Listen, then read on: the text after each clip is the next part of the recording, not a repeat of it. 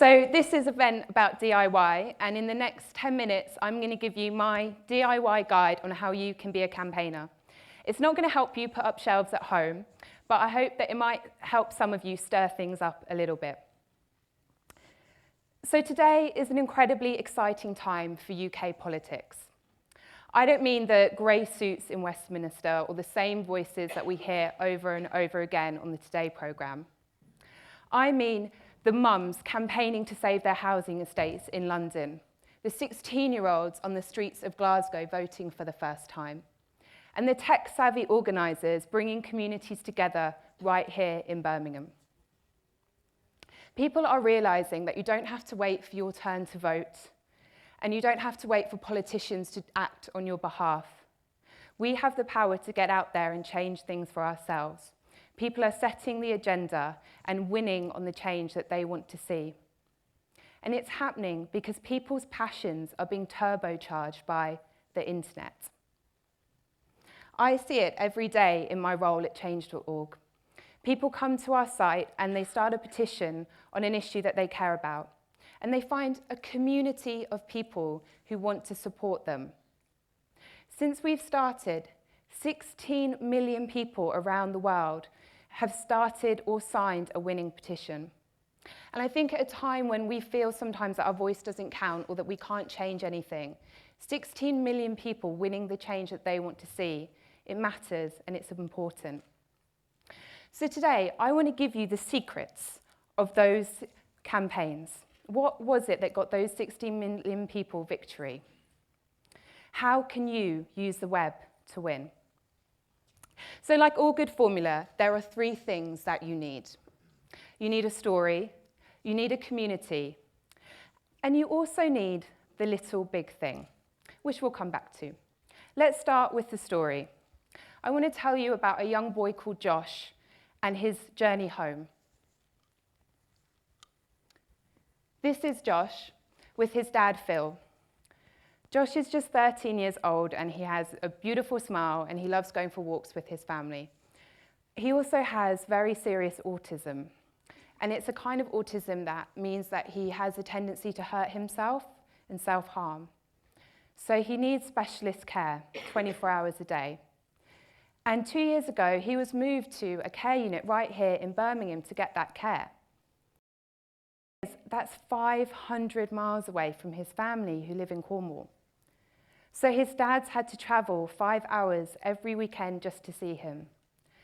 And Josh hasn't even met his little sister yet.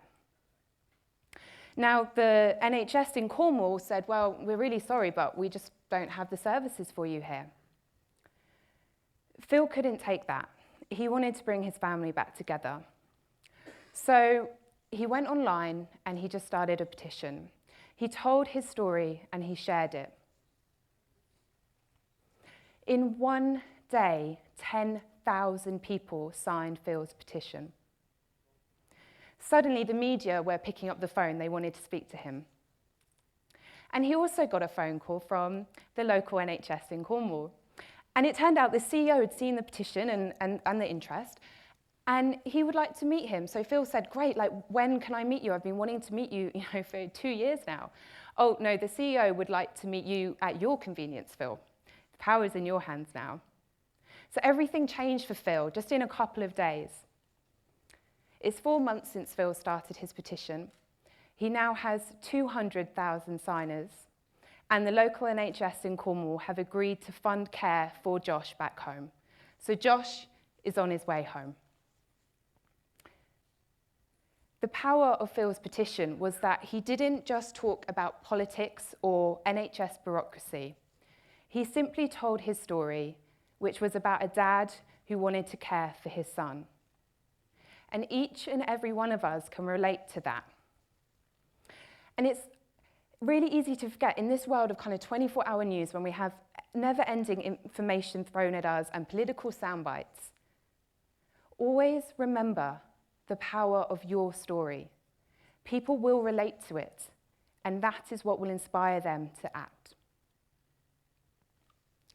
So once you've told your story, the next step is to build a community.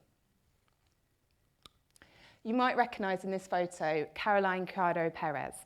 Caroline ran the incredibly successful campaign to get a woman on a banknote.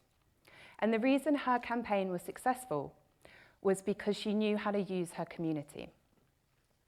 Now, the first step to growing a community is to get some signers.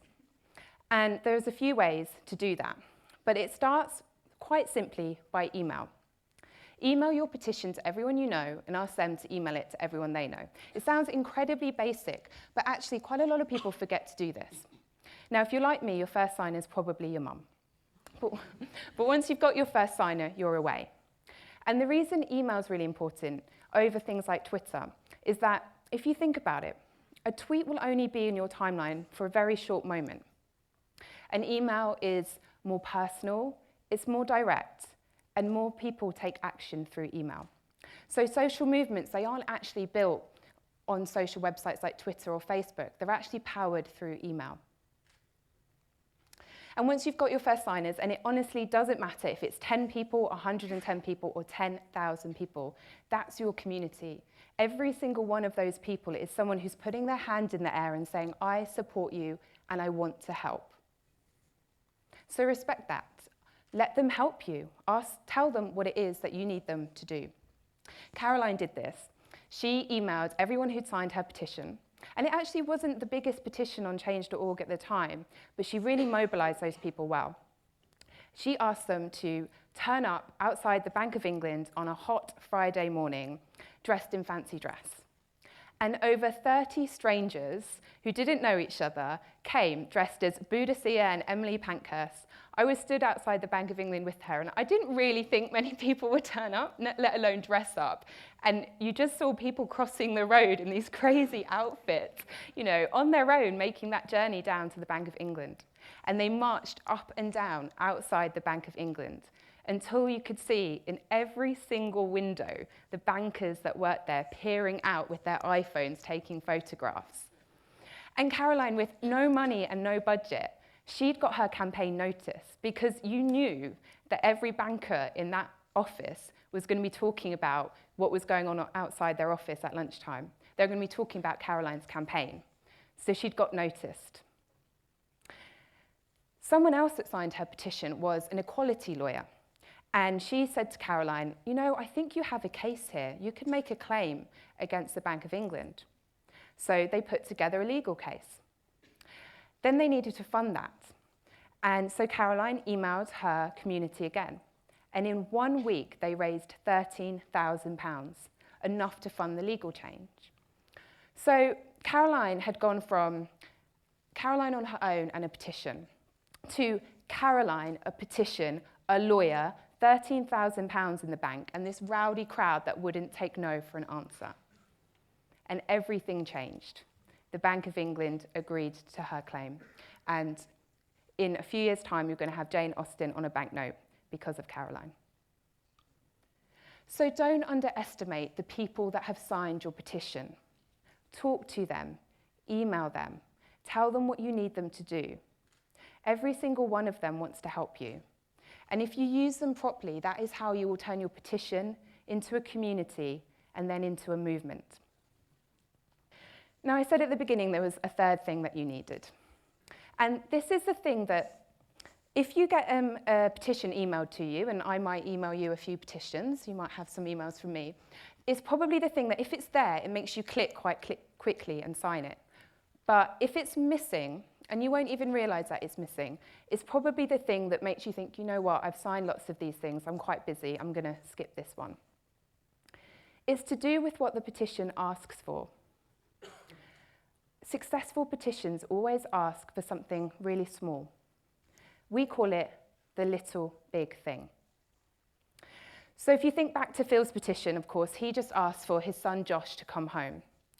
But in doing so, he opened up this big debate about the postcode lottery of our health system. And he's actually now in touch with over a dozen families in exactly the same situation, and they're organising together to change the system. Caroline, she just wanted a woman on a banknote.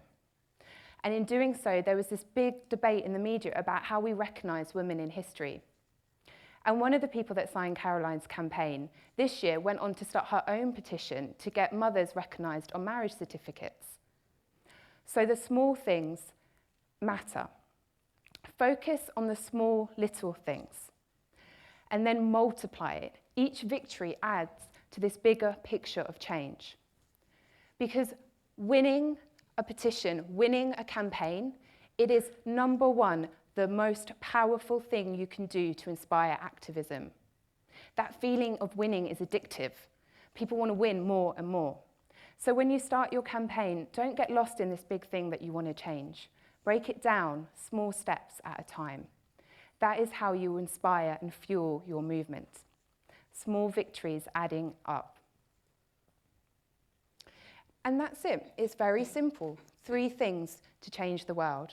Tell your story, build your community, and focus on the little thing, big little thing.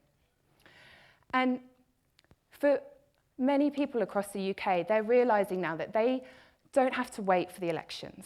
They can get out there and change the things that they want to change. Because politics doesn't have to be something that someone else does to you. You can do politics for yourself. We all have a story to tell. I believe we all have a campaign inside of us. And now we have the tools to bring that to life. So my question to you is, what will you change? Thank you.